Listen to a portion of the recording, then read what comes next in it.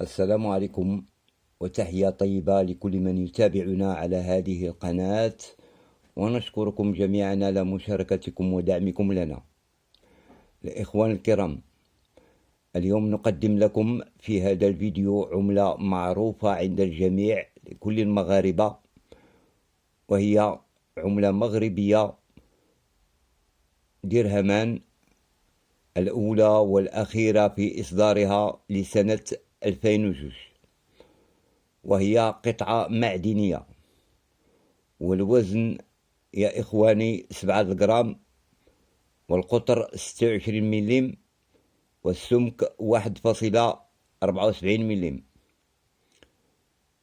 وهذه العملة مميزة، واللي تسكات مرة واحدة في هذا النوع درهمان من القطع النقدية.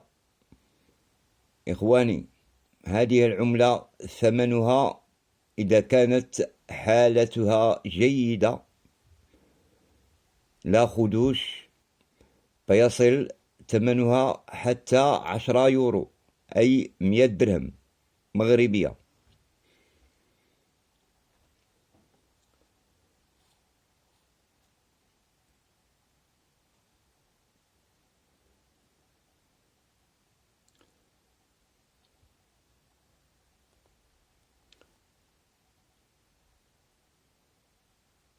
أما هذه القطعة التي تشاهدون أمامكم فهي عملة عليها خطأ في الطبع،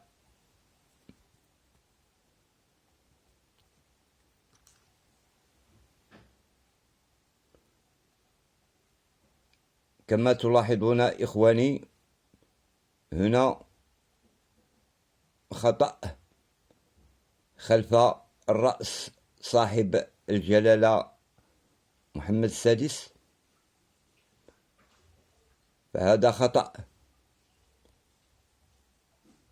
هنا.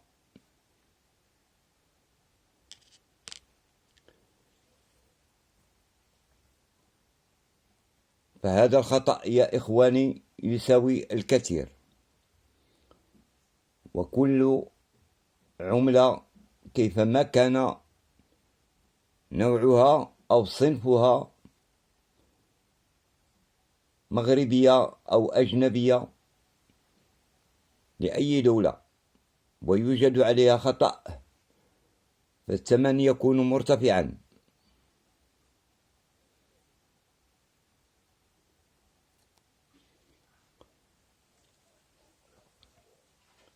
فهذه القطعة اللي هي أمامكم وكتشوفوها، هذه قطعة وجدتها مع بعض الصرف. وللتذكير،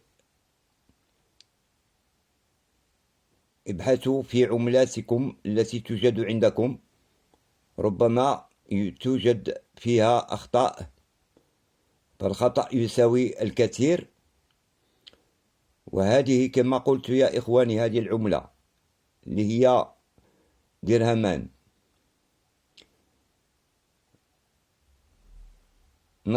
نطلب فيها 1500 درهم،